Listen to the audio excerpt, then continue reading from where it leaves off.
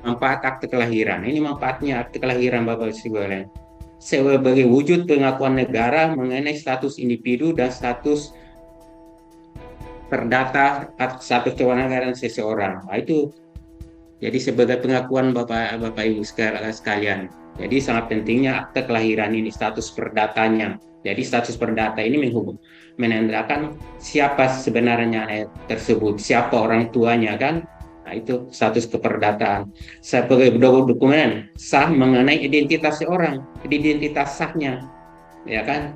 Jadi akte kelahiran ini mempunyai kekuatan hukum yang kuat, artinya tidak bisa terbantahkan kecuali dibuktikan sebaliknya oleh pengadilan. Nah, itulah fungsinya akte kelahiran. Apapun data di akte kelahiran itulah yang sah secara negara, ya kan? Kalau ada yang membantah, ya buktikan di pengadilan, gitu kan? Sebagai bahan rujukan penetapan identitas orang dan dokumen lainnya, misalnya ijazah. Semestinya kalau umpamanya membuat ijazah itu sudah harusnya merujuk ke akte kelahiran itu, karena akte kelahiran itulah dokumen identitas resmi mengenai identitas seseorang. Jadi seharusnya kalau umpamanya mencantumkan data identitas di ijazah seharusnya merujuk ke akte kelahiran. Masuk sekolah, TK dan perguruan tinggi kan, ya itu diminta itu, karena dari situlah siapa nama sebenarnya, siapa orang tuanya, kapan dia lahir, di mana dia lahir kan. Melamar pekerjaan, menjadi anggota TNI Polri kan biasanya diminta itu kan, membuat kakak KTP nih gitu. Nah itu dasarnya, apalagi yang lama-lama. Tapi sekarang sudah pelayanan terintegrasi, mengurus akte kelahiran sekaligus dapat kakak, dapat NIK, dapat KIA, nah, membuat SIM, paspor. Wah itu pasti minta itu membuat paspor, pengurusan tunjangan keluarga, itu tunjangan keluarga. Karena dari situ benar nggak yang bersangkutan anaknya dari orang tuanya kan, nah, itu makanya perlu akte kelahiran, mengurus warisan, mengurus beasiswa, mengurus pensiun bagi pegawai. Nah, itu kan kadang ada yang sudah mau pensiun, bahkan sudah pensiun baru, apalagi mungkin di swasta atau di perusahaan diminta akte kelahirannya gitu kan. Makanya sejak awal diharapkan sejak lahir ya diusahakan segera dibuatkan akte kelahiran, melaksanakan pencatatan perkawinan, melaksanakan ibadah haji. Ibadah haji itu kan nanti untuk paspornya, pengurusan pengakuan anak, ya pengurusan pengangkatan anak, adopsi. Kalau mau ngangkat anak diminta nanti akte kelahirannya, begitu. Apalagi nanti di pengadilan kan, biasanya itu diminta oleh eh, pengadilan mana akte kelahirannya, karena di situ ketahuan siapa orang tuanya, siapa nama anak tersebut, umur usianya berapa gitu, Bapak sekalian. Itulah antara lain manfaat dari kepemilikan akte kelahiran. Nah, itu Bapak Ibu sekalian, sahabat Dukcapil. Lanjut kita, tadi kami sudah sampaikan mengenai tata cara mengurus akte kelahiran. Jadi dilaporkan ke Dinas Dukcapil, ya kan, sesuai dengan domisilinya. Kemudian apa manfaatnya? Selanjutnya kita masuk ke apa sih persyaratan mengurus akte kelahiran. Nah, untuk mengurus akte kelahiran Bapak Ibu sekalian ini sudah jelas sekali Bapak Ibu sekalian. Untuk mengurus akte kelahiran sangat gampang. Cukup fotokopi ya. Nah, fotokopi. Jadi Dinas Dukcapil tidak harus meminta yang asli. Nah, boleh fotokopi. Nah, sahabat Dukcapil. Pemanya surat kelahirannya dari dokter rumah sakit, mau jadi kenang-kenangan ya kan, apalagi mungkin di situ ada telapak kaki bayinya kan. Nah, biasanya tuh ada sebagian penduduk yang menginginkan jadi disimpan sebagai kenang-kenangan. Nah, boleh fotokopi, fotokopi surat kelahiran dari dokter ya kan, dari rumah sakit, puskesmas, fasilitas kesehatan, atau dokter bidan ya boleh. Ya, kalau umpamanya dari dokter rumah sakit bidan bisa surat keterangan kelahiran dari nahoda kapal. Kalau dia lahir di kapal, itu kapal laut atau kapten pesawat terbang. Atau dari kepala desa lurah. Nah, itu juga bisa dari kepala desa lurah. Desa lurah di rumah tempat lain. Nah, kalau umpamanya lahir di rumah atau lahir di kebun kan bisa saja. Bisa dari kepala desa lurah, antara lain kebun sawah itu bisa. Nah, gitu. Nah, kemudian Berikutnya fotokopi buku nikah atau akta perkawinan, fotokopinya saja kan. Perkawinan bukti lain yang sah. Nah, bukti lain yang sah itu biasanya itu adalah akta perkawinan dari negara lain. Itu maksudnya Bapak sekalian. Bukti lain yang sah ini adalah akta dari negara lain, kan macam-macam. Kalau dari negara lain ada yang menyebutkan macam-macam namanya kan. Nah, kalau Malaysia kan namanya sicil, sicil perkawinan. Nah, itu maksudnya bukti lain yang sah. Kemudian fotokopi KK, fotokopi cukup fotokopinya saja, di mana penduduk terdaftar ya. Jadi di mana penduduk tersebut terdaftar atau akan didaftarkan sebagai anggota keluarga. Kalau baru lahir kan belum masuk KK. Maka yang disyaratkan adalah KK di mana anak itu mau didaftarkan sebagai anggota KK. Bisa anak itu bisa masuk KK orang tuanya atau bisa juga masuk KK kakek neneknya. Jadi anak itu tidak harus masuk dalam kakak orang tuanya, boleh masuk kakak neneknya, atau mungkin masuk kakak tantenya atau pamannya boleh.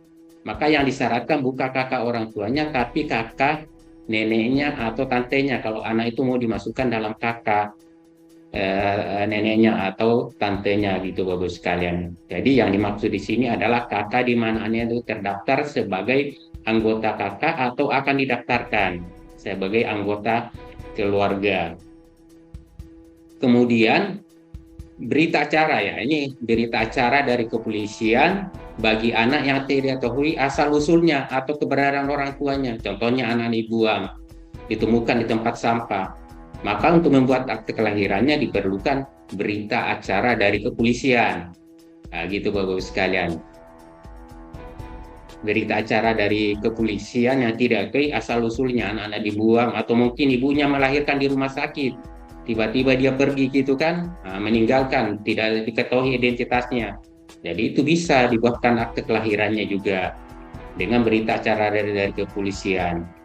Kemudian ini yang perlu Bapak sahabat Dukcapil yang perlu ketahui. Apabila penduduk dapat membuat STPJM. STPJM itu adalah surat pernyataan tanggung jawab mutlak kebenaran data kelahiran dengan mengisi namanya kode F203 dengan 2 orang saksi jika tidak memenuhi persyaratan A dan E. Nah, apabila pamannya surat kelahiran dari dokter rumah sakit, bidan tidak ada, atau dari kepala desa tidak ada, atau mungkin juga dari kepolisian tidak bisa didapatkan berita acara, bisa diganti dengan STPJM. Nah, gitu Bapak sekalian. Jadi pamannya persyaratan itu tidak bisa dipenuhi, ya dari dokter rumah sakit atau dari kepala desa juga tidak bisa, dari kepolisian juga susah didapatkan, ya kan? Maka bisa membuat STPJM. STPJM ini formulirnya sudah ada di Dinas Dukcapil. Jadi tinggal datang ke Dinas Dukcapil. Ya. Tinggal nanti mengisi formulir tersebut Bapak Ibu sekalian, STPJM kebenaran data kelahiran. Itu sudah ada formulirnya di masing-masing Dinas Dukcapil. Jadi tinggal Bapak Ibu sekalian mengisi formulir tersebut. Nah, gampang. Tidak ada yang persyaratan yang pokok yang di atas itu, ya boleh pakai STPJM.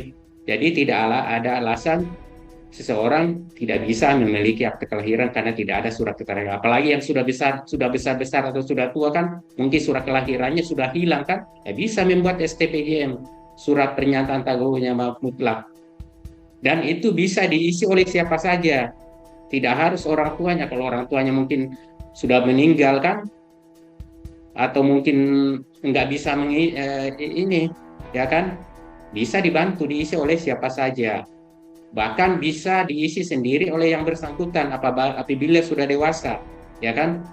Sudah dewasa, dewasa bisa mengisi sendiri, mengurus akte kelahiran, mengisi STPJM sendiri.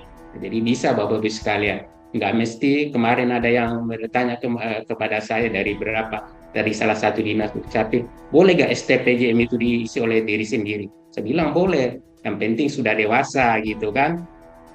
Dewasa itu kan yang dimaksud dewasa sesuai dengan Undang-Undang Perlindungan Anak, yaitu sudah berusia 18 tahun. Kalau sudah dewasa kan berarti dia sudah bisa bertanggung jawab atas apa yang dia perbuat gitu. Jadi boleh diisi sendiri-sendiri. Pamannya mau ngurus akte kelahiran, saya udah dewasa, boleh mengisi STP yang sendiri, menyatakan dia sendiri. Kemudian penduduk dapat membuat STB kebenaran sebagai pasangan suami istri dengan memenuhi F20, mengisi F204 dengan 2 orang saksi jika tidak bisa memenuhi persyaratan sebagaimana huruf B. Huruf B itu adalah buku nikah atau perkawinan. Tapi ini ada syaratnya Bapak sekalian. STPJ kebenaran sebagai pasangan suami istri hanya berlaku apabila dalam kartu keluarga orang tua kita sudah menunjukkan sebagai suami istri. Biasanya itu kalau dalam PAKA namanya kawin belum tercatat. Kawin belum tercatat itu artinya orang tuanya sudah statusnya kawin tapi nggak punya buku nikah atau akta perkawinan. Maka di kakaknya ditulis kawin belum tercatat, itu bisa. Atau bisa juga mungkin orang tuanya sudah meninggal, ya, yang mengurus akte kelahiran tersebut tidak ikut kakak orang tuanya, bisa juga dilihat di kakak sepanjang di kolom 16, ada di kolom 16 di kartu keluarga itu kan ada nama ayahnya. Sepanjang ada nama ayahnya di situ dan ibunya di kolom 17, itu bisa juga membuat STPJM walaupun yang bersangkutan tidak ikut lagi kakak orang tuanya. Karena mungkin kakak orang tuanya sudah meninggalkan, sedangkan dia sudah dewasa mau mengurus akte kelahiran, jadi tidak mesti harus ikut kakak orang tuanya. Itu Bapak sekalian. Jadi tidak ada alasan lagi untuk tidak memiliki akte kelahiran karena bisa semuanya dipenuhi dengan persyaratan yang sangat mudah dan mudah didapatkan. Nah, kemudian penjelasannya, tentu untuk membuat akte kelahiran harus mengisi formulir, membuat pelaporan, dia namanya kodenya F201. Ini tentu formulirnya ada di Dinas Dukcapil Bapak sekalian. Nanti diisi Bapak sekalian. Kenapa perlu mengisi F201? Karena kalau apa yang kita isi kita yang bertanggung jawab. Karena kita tanda tangan di situ formulir tersebut, apapun yang kita diisi kita yang bertanggung jawab. Jadi karena kita tanda tangan di situ semacam pernyataan mengisi F201 formulir pelaporan kelahiran, itu artinya kita bertanggung jawab apa yang kita isi tersebut. Nah, gitu Bapak sekalian. Nah, ini penjelasannya mungkin kami nggak perlu yang penting kita mengisi F201.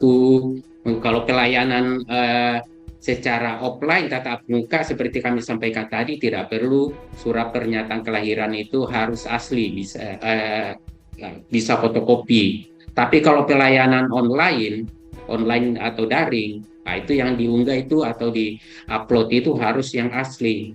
Kenapa harus asli? Karena kalau yang fotokopi diunggah, ya kan, nah, kita nggak tahu mungkin datanya sudah dirubah kan. Tetapi kalau pelayanan tatap muka di kantor, dinas Dukcapil, atau mungkin di desa kelurahannya sudah ada pelayanan Dukcapil, yang disampaikan itu cukup fotokopi. Kalau pamannya petugas Dukcapil ragu, dia minta ditunjukkan aslinya. Tetapi kalau pelayanan online harus asli yang diunggah, ya gitu. Pelayanan kemudian WNI tidak perlu melampirkan fotokopi KTPL saksi. Kami berarti untuk pelayanan Dukcapil akte kelahiran ini tidak perlu lagi fotokopi KTPL saksi. Kenapa tidak perlu? Karena identitas saksi sudah diisi oleh Bapak Ibu sekalian sahabat Dukcapil di formulir F201. Ya, jadi kalau umpamanya ternyata saksinya itu manipulasi data, maka tentu pemohon yang bertanggung jawab. Ya gitu, jadi tidak diperlukan lagi KTPL, fotokopi KTPL saksi karena identitas saksi sudah tercantum di formulir F201 yang diisi oleh penduduk. Nah, dari pelayanan Dukcapil pencatatan kelahiran ini nanti terbit namanya kutipan akte kelahiran. Jadi akte kelahiran ini kan, akte catatan sipil ini kan ada dua, ada namanya register, ada namanya kutipan, ya. Jadi yang diregister itu yang disimpan di Dukcapil, yang datanya lengkap sebagai arsip, yang akan disimpan terus-menerus oleh Dinas Dukcapil. Yang diberikan kepada penduduk itu namanya kutipan. Kutipan akte kelahiran, kutipan akta perkawinan, kutipan akta kematian, nah itu. Jadi yang diberikan kepada itu namanya kutipan, artinya mengutip dari register. Itu Bapak-Ibu sekalian sahabat Dukcapil.